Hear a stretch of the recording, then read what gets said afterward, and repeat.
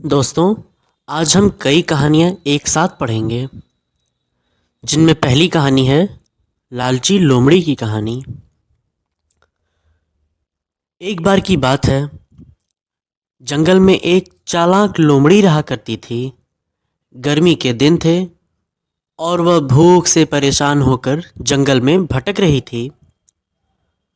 बहुत देर जंगल में भटकने के बाद लोमड़ी को एक खरगोश मिला, लेकिन खरगोश मिलने के बाद लोमड़ी ने खरगोश को खाने के बजाय उसे छोड़ दिया, क्योंकि वह इतना छोटा था कि उसे खाने से लोमड़ी का पेट कहाँ भरने वाला था।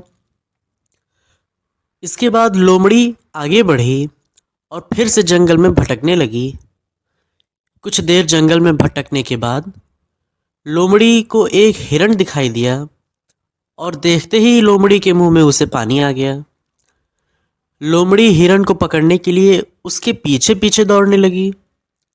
लोमड़ी ने अपनी पूरी ताकत से हिरण का पीछा किया, पर हिरण लोमड़ी की पकड़ में नहीं आया। अब लोमड़ी को खाने की तलाश में बहुत ही वो थक चुकी थी।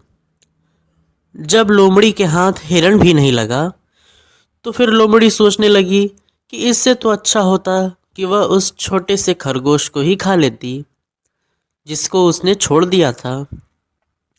अब कुछ देर आराम करने के बाद लोमड़ी खरगोश को ढूंढने के लिए फिर से जंगल में भटकने लगी। जंगल में खरगोश को ढूंढते हुए लोमड़ी वहां पहुंची जहां उसने खरगोश को पहले देखा था, लेकिन अब लोमड़ी को वहां खरगोश नहीं दिखा। थक हार कर लोमड़ी को अपनी गुफा में लौटना पड़ा, जिसके बाद कई दिनों तक भूखी लोमड़ी अपनी गुफा में भूखे ही रही और बहुत दिन बीत जाने के बाद लोमड़ी को खाना मिला। इस लोमड़ी की कहानी से हमें सीख मिलती है कि हमें अधिक लालच नहीं करना चाहिए। यदि लालच किए बिना संतोषी जीवन जिएं तो आप सुखी रहते हैं। हमारी दूसरी कहानी है प्यासे कौवे की कहानी। दोस्तों, एक बार की बात है कि बहुत तेज चिलचिलाती गर्मी पड़ रही थी। दोपहर का समय था। इस गर्मी भरी दोपहर में एक कौवा प्यास के मारे पानी की तलाश में इधर उधर भटक रहा था। बहुत से जगह ढूंढने के बाद भी उस कौवे को पानी नहीं मिला। कौवा उड़ता ही जा रहा था। उड़ते उड़ते कौवे की नज़र एक पानी से भरे घड़े पर पड़ी। कौवा घड़े के पास आया और पानी पीने के लिए प्यासे कौवे ने जैसे ही अपना मुंह घड़े के अंदर डाला, तो उसने देखा कि पानी तो उसकी पहुंच से बाहर है। बहुत प्रयास करने के बाद भी कौवा अपनी चोंच पानी तक नहीं पहुंचा पा रहा था। जब कौवे ने देखा कि वह पानी तक अपनी चोंच नहीं पहुंचा पा रहा है, तो कौवे ने इसके लिए एक तरकीब निकाली।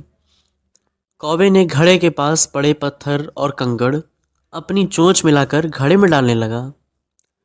एक दो कंकड़ कौवा अपनी चोंच से दबा कर लाता और उसे घड़े में डाल देता। पत्थर और कंकड़ डालने से घड़े का पानी ऊपर आने लगा। प्यासा कौवा बड़ी मेहनत से तब तक घड़े में पत्थर डालता रहा जब तक घड़े का पानी घड़े के ऊपर सिर तक नहीं आ गया।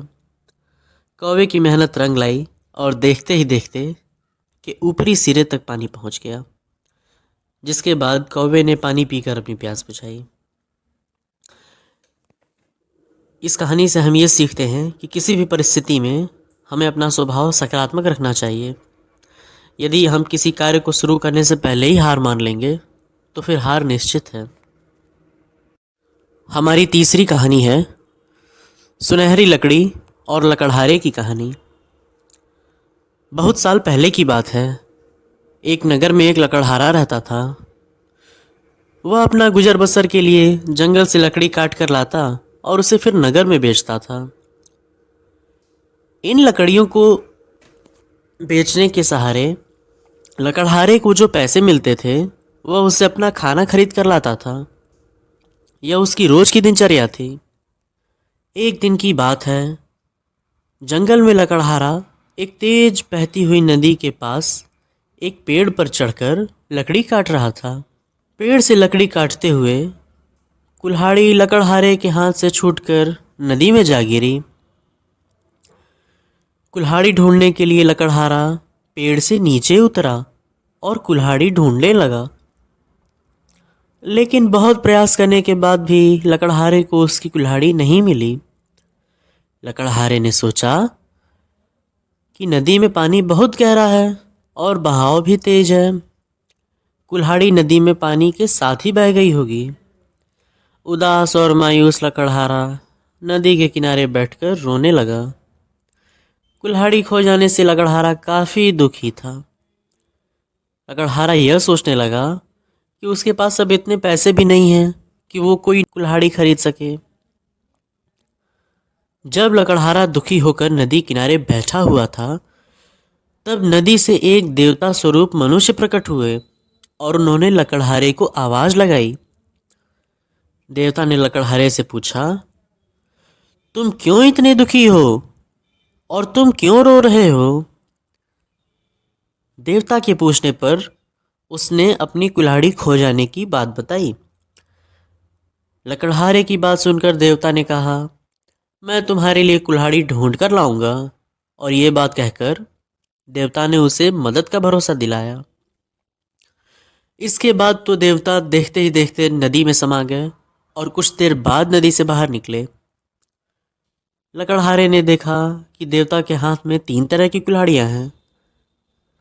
पहली कुल्हाड़ी को दिखाकर, जो सोने की बनी हुई थी, देवता ने लकड़हारे से पूछा, क्या ये कुल्हाड़ी तुम्हारी है?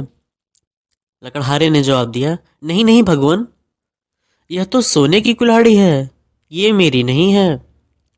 देवता ने फिर चांदी की कुल्हाड़ी देखते हुए पूछा कि क्या यह वाली कुल्हाड़ी तुम्हारी है? लकड़हारे ने जवाब दिया, नहीं नहीं भगवान, ये कुल्हाड़ी भी मेरी नहीं है। इसके बाद तो लकड़ी से बनी कुल्हाड़ी को दिखाते हुए देवता ने वही प्रश्न दोबारा किया। इस बार लकड़हारे ने जवाब दिया, जी हाँ, ये लकड़ी से बनी कुल्हाड़ी मेरी है, इसी से तो मैं पेड़ पर लकड़ी काट रहा था। देवता के द्वारा लकड़हारे की ईमानदारी को देखकर वह बहुत प्रसन्न हुए। देवता ने कहा, यदि तुम्हारी जगह कोई और होता तो वह लालच में आकर सोने या चांदी की कुल्हाड़ी ले लेता, परंतु तुमने ऐसा नहीं किया। हम तुम्हारी ईमानदारी से बहुत अधिक प्रसन्न हैं। तुमने पवित्र और सच्चे मन से मेरे द्वारा पूछे गए सभी प्रश्नों का उत्तर दिया है, और अब मैं उपहार स्वरूप ही तुम्हें यह तीनों कुल्हाड़ी भेंट करता हूँ। तुम यह तीनों कुल्हाड़ी भेंट स्वरूप अपने पास रखो। लकड़हारा तीनों कुल्हाड़ियाँ लेकर बहुत खुश हुआ। इस कहानी से हमें ये सीख मिलती है कि हमें अपने जीवन में ईमानदारी का साथ नहीं छोड़ना चाहिए। हमारी अगली कहानी है भेड़िए और सारस की कहानी। एक बार की बात है, जंगल में एक भेड़िया बहुत ही भूखा प्यासा भटक रहा था। बहुत देर भूखा प्यासा भटकने के बाद भेड़िए को शिकार के लिए एक जानवर दिखा और भेड़िए ने जानवर को मारकर खा लिया। जब भेड़िया जानवर को खा रहा था तो भेड़िए के गले में एक जानवर की हड्डी फंस गई। बहुत प्रयास करने के बाद भी भेड़िए के गले से हड्डी नहीं गली। गली में हड्डी को लेकर परेशान होने के बाद वह इधर उधर घूमने लगा कि कोई गले से हड्डी निकालकर मेरी मदद कर दे, पर कोई भी जानवर भेड़िए की मदद को तैयार नहीं था। काफ़ी देर तक भटकने के बाद भेड़िए को एक सारस मिला। भेड़िए ने अपनी सारी समस्या सारस को बता दी। इसके बाद सारस ने कहा कि अगर मैं तुम्हारी मदद करूं तो तुम मुझे क्या दोगे? जिसके बाद भेड़िए ने कहा कि अगर तुम मेरी मदद करते हो तो मैं तुम्हें इनाम दूंगा। इनाम के लालच में सारस भेड़िए की मदद को तैयार हो गया।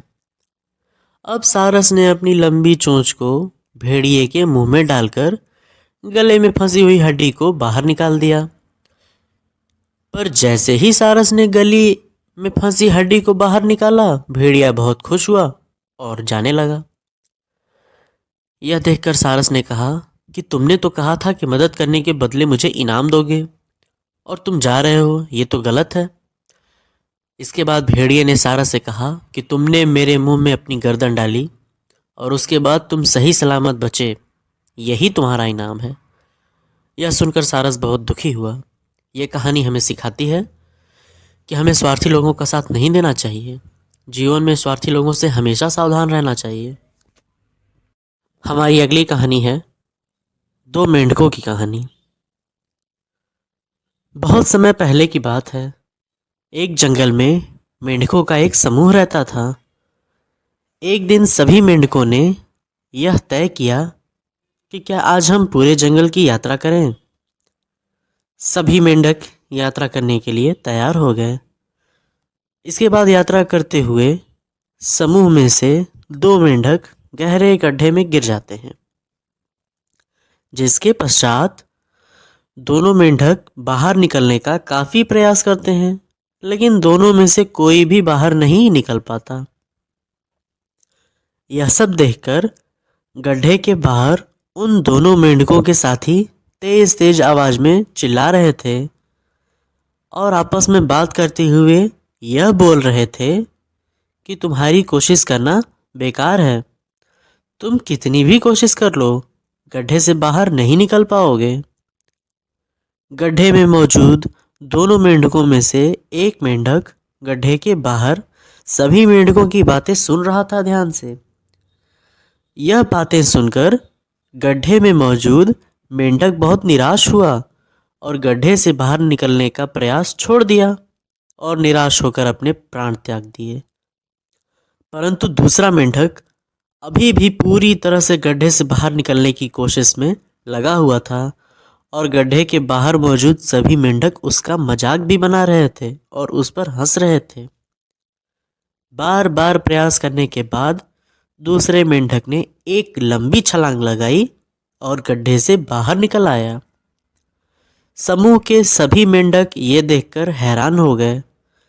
जब सबने पूछा कि उसने ये कैसे किया, तो उस मेंढक ने बड़ी बेबाकी से जवाब दिया कि वो बहरा है और वह बाहर निकलने की कोशिश कर रहा था। उसे लगा बाकी सभी मेंढक उसे उत्साहित करने के लिए उछल रहे हैं।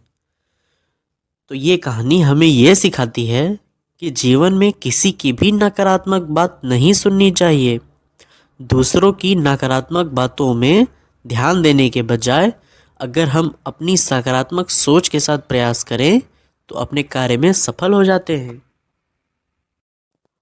अब हमारी अगली कहानी है शेर और चूहे की कहानी। एक बार की बात है कि एक जंगल में शेर और चूहा रहा करते थे। एक बार जब शेर गहरी नींद में सो रहा था, तब एक चूहा बिल से निकलकर शेर के ऊपर उछल कूद करने लगा। चूहे के इस तरह उछल कूद करने से शेर की नींद खुल गई और शेर ने चूहे को पकड़ लिया। शेर द्वारा चूहे के पकड़े जाने के बाद चूहा बहुत ही ज़्यादा डर गया।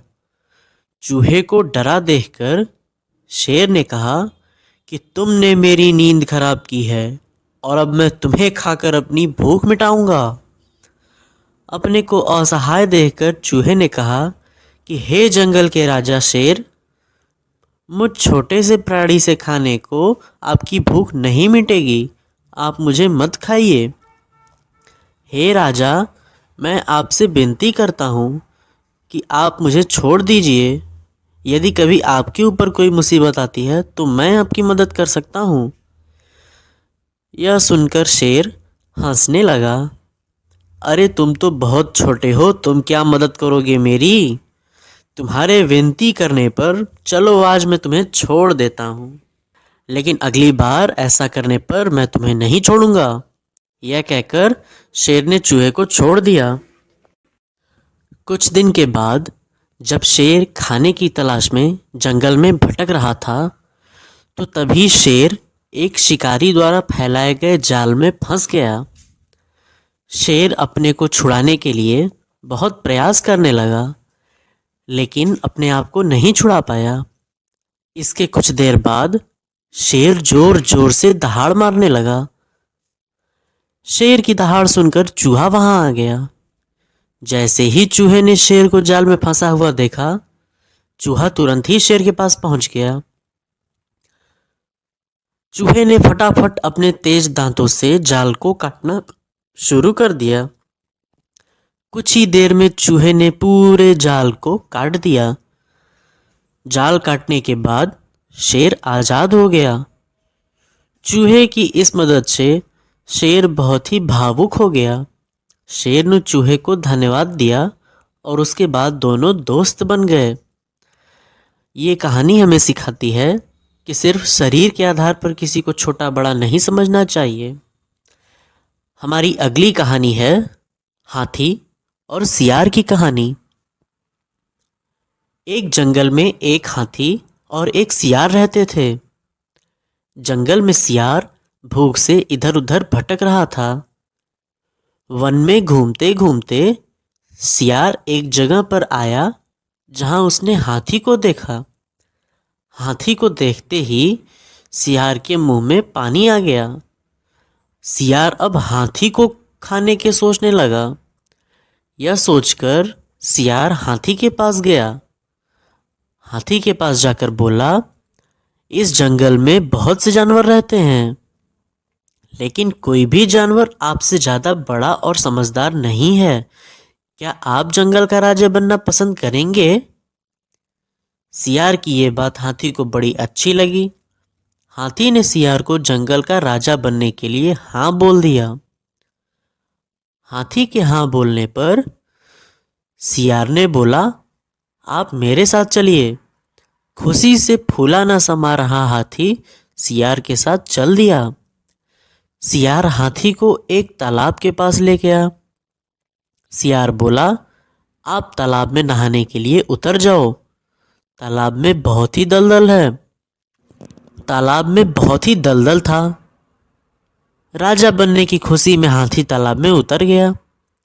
तालाब में उतरते ही हाथी धंसने लगा। हाथी सियार से बोला, ये तुम मुझे कैसे तालाब में ले आए? मैं तो इसमें धंसता ही जा रहा हूँ। यह सुनकर सियार जोर जोर से हंसने लगा। सियार बोला, मैं तुम्हें अपना शिकार बनाना चाहता था, इसलिए मैं तुम्हें इस तालाब में लाया। यह सुनकर हाथी मायूस होकर रोने लगा।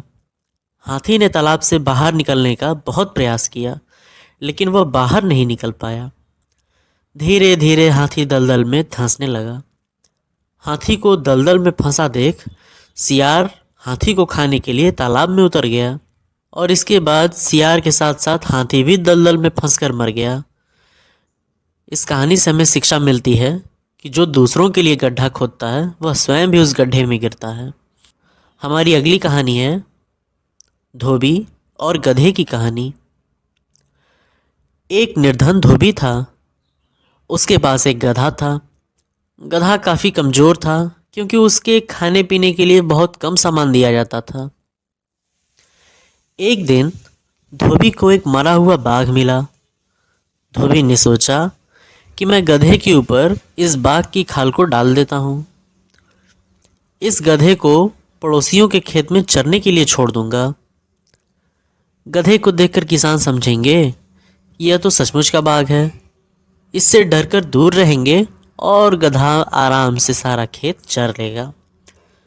धोबी ने यह योजना बनाकर इस पर तुरंत काम किया। एक रात की बात है, गधा बेचारा खेत चर रहा था। तभी गधे को किसी ने गधी की रेंगने की आवाज़ सुनाई दी। इस आवाज़ को सुनकर गधा इतने जोश में आ गया कि वो भी जोर जोर से रेंकने लगा। गधे के चिल्लाने से गांव वालों को गधे की असलियत पता चल गई और फिर लोगों ने गधे की खूब पिटाई की। इस कहानी से हमें शिक्षा मिलती है कि सच्चाई कभी नहीं छुपती, वह एक न एक दिन बाहर आ ही जाती है।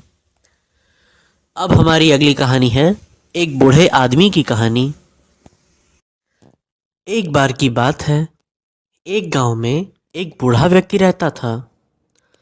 पूरे गांव में बूढ़े व्यक्ति को सब बदकिस्मत मानते थे। पूरा गांव बूढ़े व्यक्ति को अपनी अजीबोगरीब हरकतों से परेशान करता था।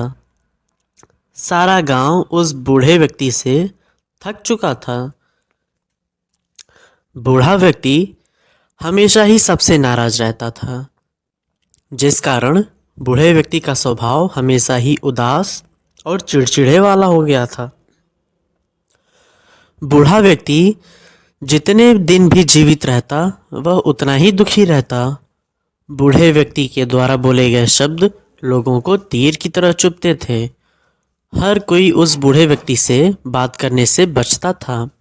कहने की बात यह है कि बूढ़े व्यक्ति का दुर्भाग्य हर किसी के लिए घातक हो गया था।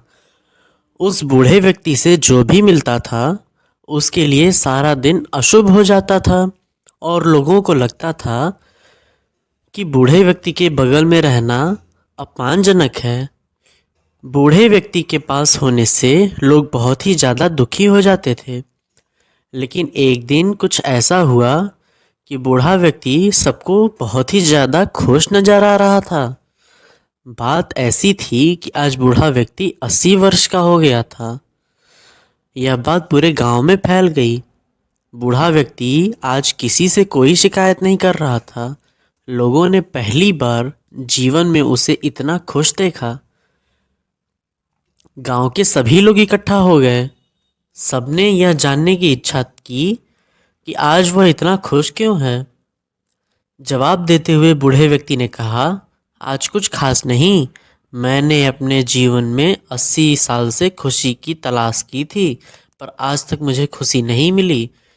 जीवन भर मेरी यह तलाश बेकार ही गई, लेकिन आज मैंने सोच लिया कि अब मैं बिना खुशी की तलाश के जीवन जीऊँगा और अब मैं यही सोचकर खुश हूँ।